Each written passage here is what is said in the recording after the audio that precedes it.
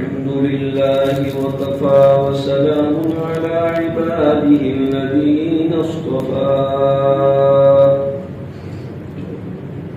أما بعد فأعوذ بالله من الشيطان الرجيم بسم الله الرحمن الرحيم ولكل أمة جعلنا منسكا ليذكروا اسم الله على ما رزقهم من بهيمة الأنعام فقد سئل رسول الله صلى الله عليه وسلم ما هذه الأضاحي يا رسول الله فقال رسول الله صلى الله عليه وسلم سنة أبيكم إبراهيم صدق الله مولانا العظيم وصدق رسوله النبي الأمي الكريم ونحن على ذلك من الشاهدين والشاكرين والحمد لله رب العالمين اللهم صل على مولانا محمد وبارك وسلم تسليما كثيرا كثيرا قابل احترام بزرگوں اور دینی بھائیوں، اللہ تبارک و تعالی نے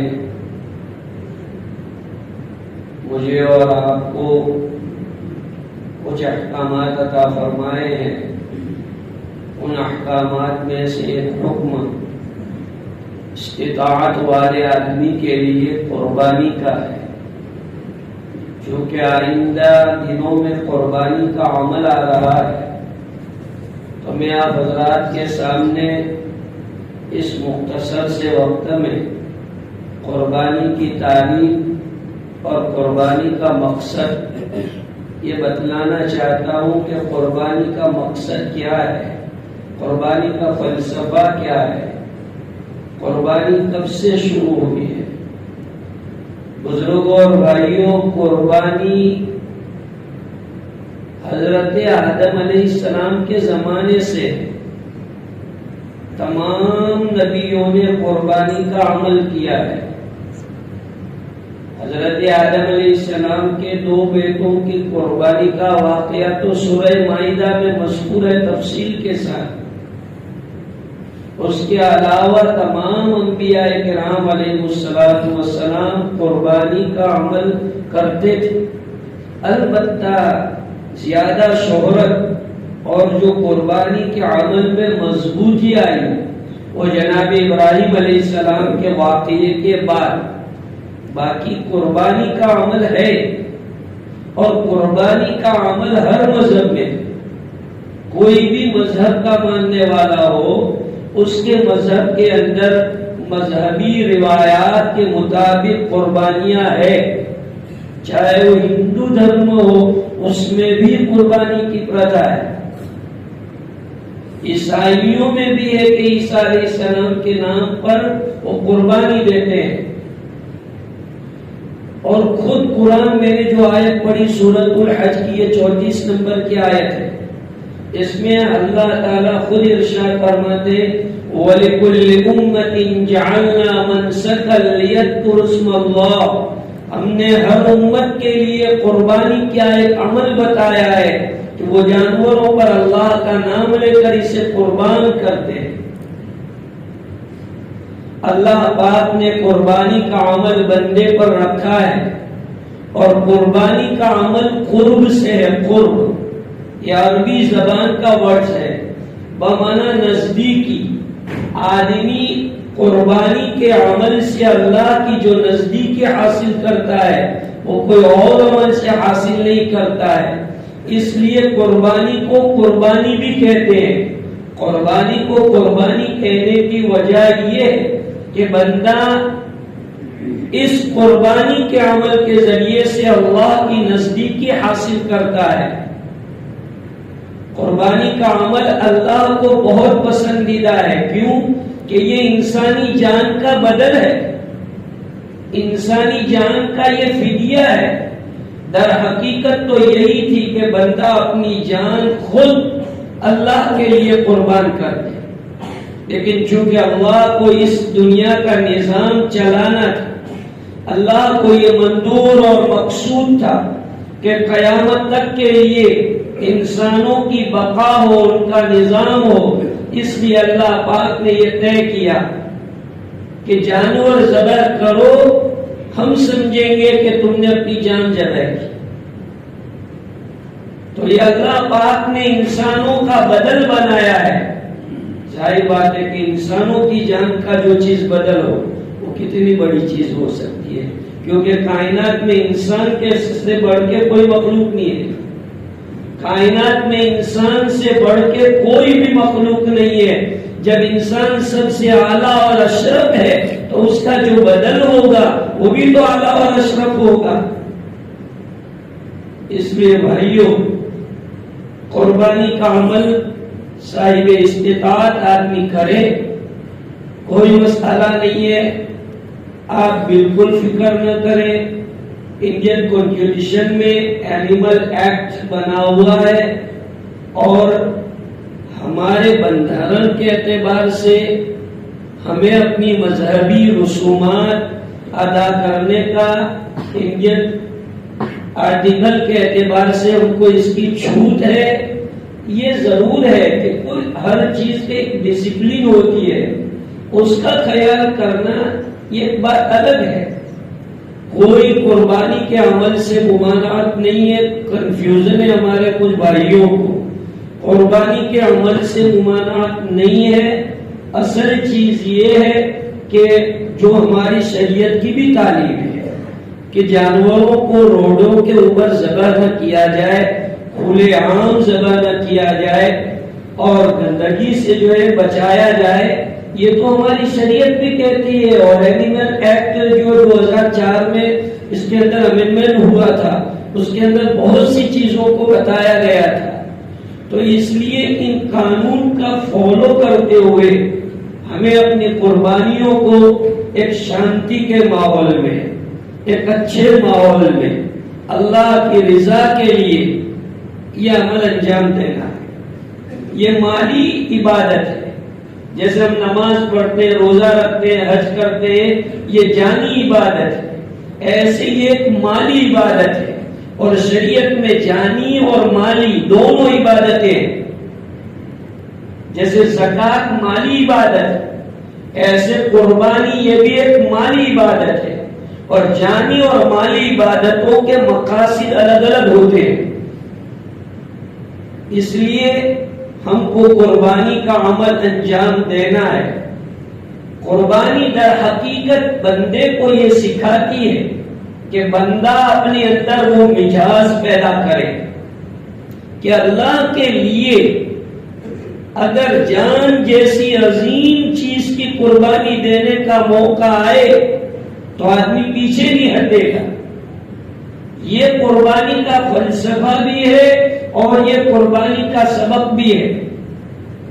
اللہ خود قرآن میں سورہ حج میں 36 نمبر 37 نمبر کی آیت، اس کے اندر ارشاد فرمایا ہے لَن يَنَالَ اللَّهَ لُحُومُهَا وَلَا دِمَاؤُهَا وَلَكِن يَنَالُهُ التَّقْوَىٰ مِنكُمْ۔ اللہ رب العزت کے یہاں تمہاری جانوروں کا خون اور گوشت یہ نہیں پہنچتا ہے، بلکہ اللہ کے دربار میں تمہارا تقوی یعنی تمہاری نیت، تمہارا جذبہ کہ جس جذبے کے ساتھ تم نے جانور کو قربان کیا ہے وہ جذبہ اللہ کے یہاں پہنچتا ہے۔ وَلَٰكِن يَنَالُهُ التَّقْوَىٰ مِنكُمْ، 36 نمبر کی آیت پاک ہے سورہ حجرات کی۔ اس میں اللہ پاک نے اس کا گویا فلسفہ بتا دیا کہ اللہ پاک یہ چاہتے ہیں کہ بندے کے اندر وفا شعاری پیدا ہو جائے، وفاداری کا جذبہ. ایک عاشق وفادار اسی وقت سمجھا جاتا ہے جب اس کے اندر جان دینے کا جذبہ ہو. تو اللہ تعالیٰ یہ چاہتے ہیں کہ ہمارے اندر یہ جذبہ ہو کہ ہم اسلام کے خاطر، ایمان کے خاطر، دین کے خاطر، اللہ کی رضا کے خاطر جان تک قربان کرنے کے لیے تیار ہیں. اگر وہ مسئلہ آتا ہے تو ہمارے دلوں کے اندر اس کے بارے میں کوئی کدورت نہیں آئے گی، بلکہ ہم اپنے آپ کو کامیاب سمجھیں گے، اپنے آپ کو ایک بہت اچھا آدمی سمجھیں گے کہ ہم اپنی جان کو اللہ کے لیے قربان کر رہے ہیں. تو قربانی ہمیں یہ سبق دیتی ہے کہ اللہ کے احکام پر عمل پیرا ہونے کا جذبہ ہر حال میں ہمارے اندر پیدا ہو، کہ کسی بھی سچویشن میں ہم آ جائیں لیکن اللہ کا حکم ہم سے چھوٹنے نہ پائے، اور اللہ پاک کا حکم بڑے سے بڑا حکم ہو، ہم اس کو وفاداری کے ساتھ، محبت کے ساتھ، عظمت کے ساتھ اس کو کرنے والے بنے. یہ قربانی ہم کو سکھاتی ہے. ورنہ جانور تو لاکھوں کی تعداد میں روزانہ کرتے ہیں، جانور جو کرتے وہ تو لاکھوں کی تعداد میں کرتے ہیں. جانور کٹانا مقصود نہیں ہے. جانوروں کے پیچھے اللہ پاک نے جو چیزیں رکھی ہے، بعض لوگ یہ فلسفے بیان کرتے ہیں کہ بھائی قربانی کے عمل سے کتنوں کا فائدہ ہے، قربانی سے جو گھاس چارنے والوں کا فائدہ ہے، یہ جو گاڑیاں چلاتے ہیں ان کا فائدہ ہے، ذبح کرنے والوں کا فائدہ ہے. یہ الگ فلسفے ہیں. اکنومک بات ایک الگ چیز ہو گئی. باقی در حقیقت شریعت کا منشا یہ نہیں ہے، روزی پہنچانا نہیں ہے. شریعت مطہرہ کا اصل مقصد جو ہے وہ یہی ہے کہ آدمی اس اپنے اندر اتنی استعداد پیدا کرے کہ اللہ کے لیے وہ اپنی جان قربان کر سکتا ہے. اور اس کو سورہ انعام میں اللہ نے فرمایا قُلْ إِنَّ صَلَاتِي وَنُسُكِي وَمَحْيَايَ وَمَمَاتِي لِلَّهِ رَبِّ الْعَالَمِينَ. یہ سورہ انعام میں کہ بندہ اتنی استعداد پر آ جائے، اتنے جذبے پر آ جائے کہ وہ یہ کہے کہ اللہ میری یہ نماز، میری یہ قربانی، میرا یہ جینا، میرا یہ مرنا، میری ہر چیز آپ کے لیے، لا شریک لہ، اس میں آپ کا کوئی شریک نہیں ہے. یہ جذبہ بندے کا ہونا چاہیے. یہ سورہ انعام کی آیت ہم کو بتلا رہی ہے. زبردست آیت پاک ہے. قُلْ إِنَّ صَلَاتِي وَنُسُكِي وَمَحْيَايَ وَمَمَاتِي لِلَّهِ رَبِّ الْعَالَمِينَ. اور جانور ذبح کرتے وقت یہ آیت اسی لیے رکھی بھی ہے. ہمارے یہاں جو دعائیں ہوتی ہے ان دعاؤں کو ہم سمجھتے نہیں ہیں کہ یہ دعا شریعت نے اس موقع پر کیوں رکھی ہے. مثلا شادی کا موقع ہوتا ہے تو ہم آیتیں پڑھتے ہیں تو غور نہیں کرتے کہ یہ آیتیں شریعت نے اس موقع پر کیوں رکھی ہے. تو ہر موقع پر شریعت نے جو دعا رکھی ہے یا جو آیت رکھی ہے اس کا کوئی عظیم مقصد ہوتا ہے. اس مقصد کی وجہ سے وہ آیت رکھی جاتی ہے. ہم جانور کو جو ذبح کرتے ہیں تو اس وقت یہ آیتیں پڑھتے ہیں انی وجہت وجہی للذی فطر السماوات والارض وما انا من المشرکین ان صلاتی ونسکی ومحیای ومماتی للہ رب العالمین. ان آیتوں کے رکھنے کا منشا یہ ہے کہ بندہ پوری طرح اس عمل سے اللہ کی طرف متوجہ ہے. جیسے جناب ابراہیم علیہ السلام پوری طرح اللہ کی طرف متوجہ تھے. یہ کوئی معمولی کارنامہ تھوڑی ہے. اولاد کو ذبح کرنا، اولاد کی قربانی دینا یہ کوئی معمولی کارنامہ نہیں ہے. یہ وہ سمجھ سکتا ہے جو صاحب اولاد ہو، جس کی اولاد ہو، اپنوں کی اولاد ہو، پیاری اولاد ہو. ایک موقع آدمی اپنی قربانی تو دے سکتا ہے، لیکن اولاد کی قربانی بہت بھاری مسئلہ ہے. آپ جتنے بھی باپ ہوں گے وہ سمجھتے ہوں گے کہ آدمی کبھی یہ گوارا کر لیتا ہے کہ یار میں تکلیف میں رہوں تو کوئی مسئلہ ہے، میری اولاد تکلیف میں نہیں رہنی چاہیے. یہ منشے کے ماتحت اللہ نے ابراہیم علیہ السلام سے اولاد کو ذبح کرا کہ تم اولاد ذبح کرو. تو اللہ تعالیٰ جناب اسماعیل کو ذبح کرانا چاہتے ہی نہیں تھے. اسماعیل کو کیوں ذبح کراتے؟ اسماعیل علیہ السلام کی پشت سے تو جناب محمد صلی اللہ علیہ وسلم پیدا ہونے والے تھے. حضرت محمد رسول اللہ صلی اللہ علیہ وسلم جو ہے ان کا نسب نامہ جو ملتا ہے وہ تو اسماعیل علیہ السلام پر ہے. تو اتنے بڑے نبی جن کی پشت سے پیدا ہونے والے تھے، جن کے خاندان میں سے آنے والے تھے، اس خاندان کے جو ہے جد امجد کو کیسے اللہ پاک ذبح کرا دیتے؟ اسماعیل علیہ السلام کو ذبح کرانا اللہ کا منشا ہی نہیں تھا. اللہ یہ چاہتے تھے کہ باپ بیٹے کے بیچ میں جو ایک محبت ہوتی ہے، اور خصوصاً جب اکلوتی اولاد ہوتی ہے، اس میں جو محبت ہوتی ہے، اس محبت پہ اللہ چھری چلانا چاہتے تھے کہ یہ محبت پہ چھری چلاؤ. کیونکہ اللہ پاک چاہتے نہیں ہے، غور سے سننا، اللہ پاک چاہتے نہیں ہے کہ ایمان والے کے دل میں اللہ کے ساتھ جیسی محبت ہے ویسی محبت کسی بھی مخلوق کے ساتھ اللہ چاہتے نہیں ہے. چاہے وہ اولاد ہو، چاہے وہ بیوی ہو، چاہے بھائی بہن ہو، چاہے کوئی نیئر ڈیئر ہو، کسی کی بھی محبت اللہ تعالیٰ یہ نہیں چاہتے کہ اللہ کے درجے کی محبت کسی کے دل میں ہو. چونکہ ابراہیم علیہ السلام کو ایک بڑھاپے کی حالت میں یہ اولاد ملی تھی تو بہت محبت کرتے تھے، اور کون باپ نہیں کرے گا.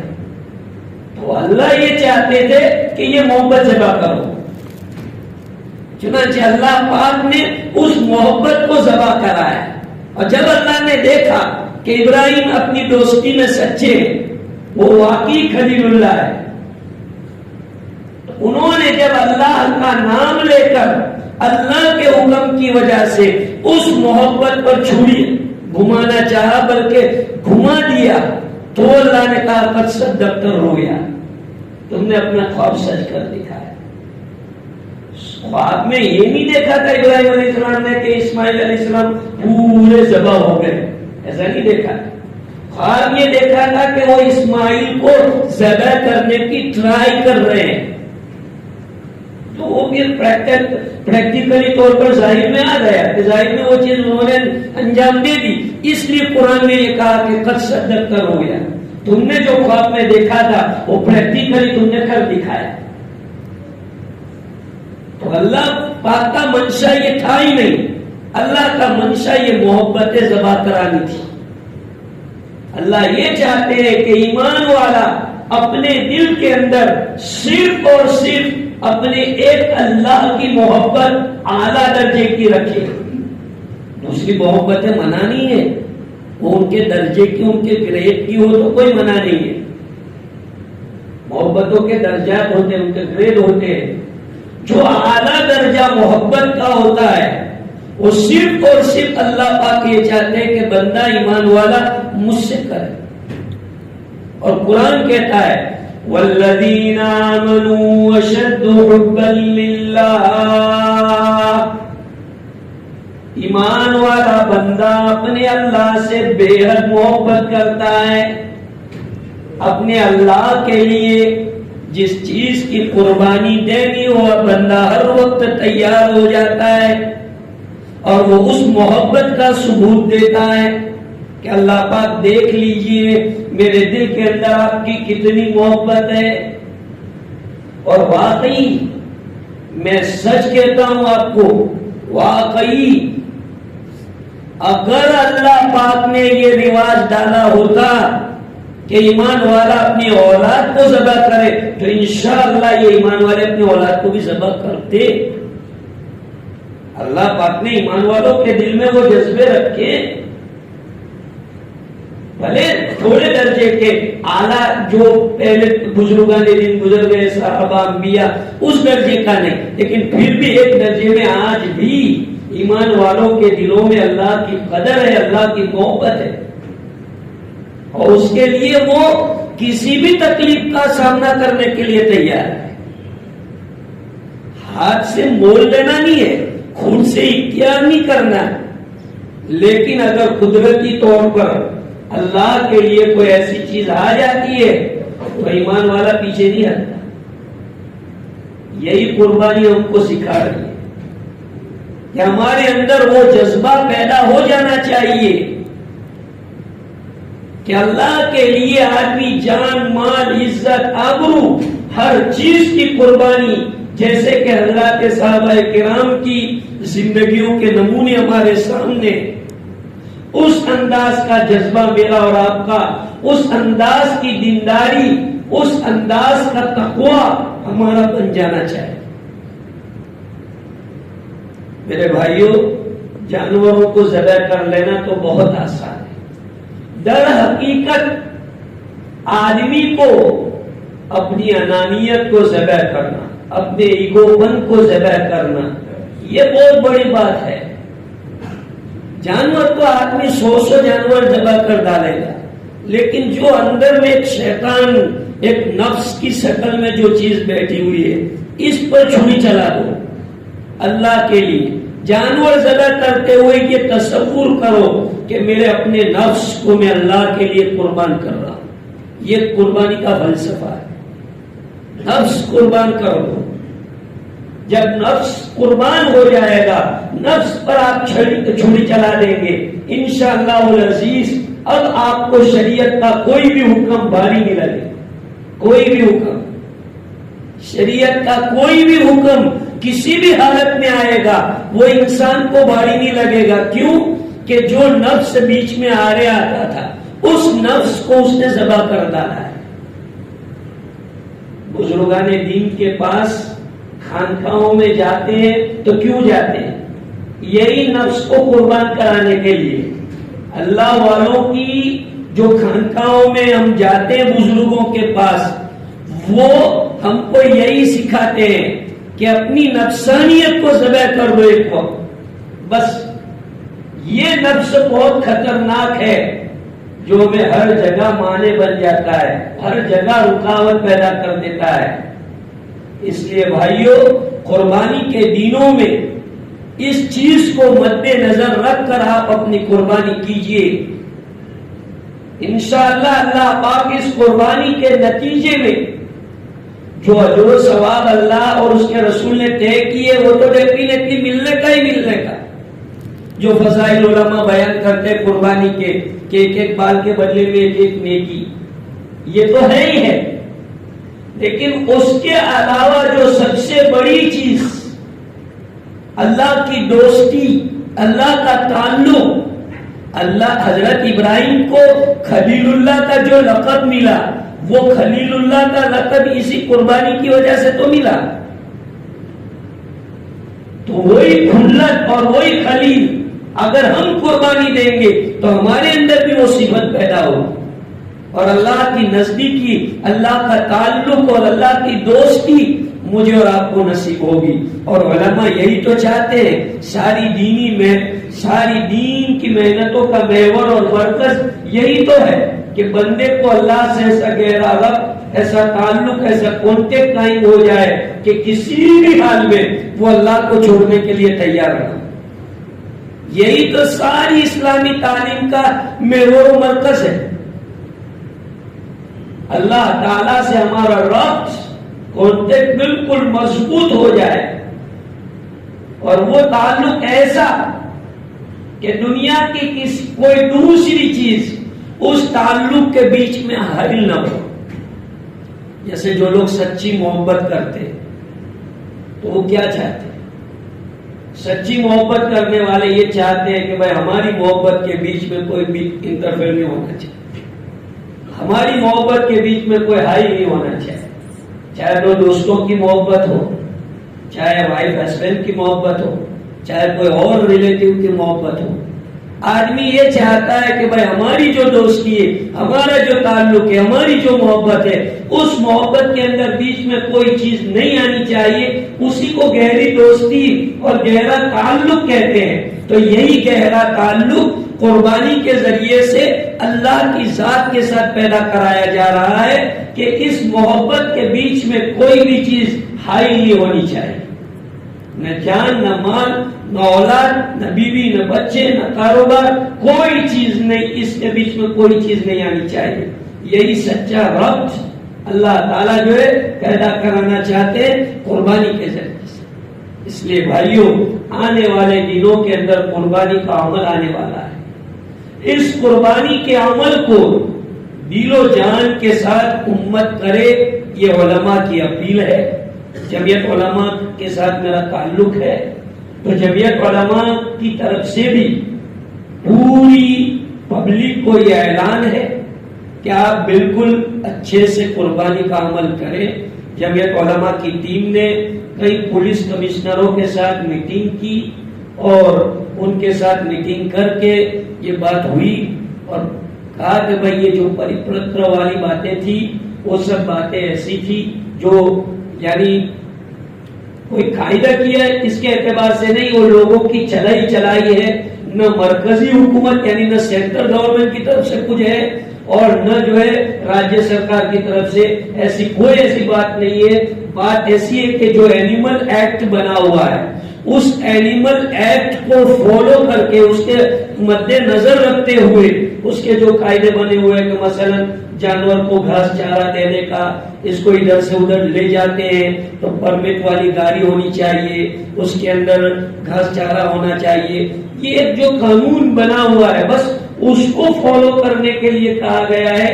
یہ مطلب نہیں تھا کہ قربانی آپ کر ہی نہیں سکتے، یہ غلط کسی نے افواہ چلائی ہے۔ اور جمعیت علماء یہ اپیل کرتی ہے سارے انڈین مسلم سے کہ آپ اپنی قربانی کو اپنے علاقوں میں اپنے جہاں آپ چاہتے ہیں اطمینان کے ساتھ سکون کی فضا میں بالکل اچھی طرح سے کریں۔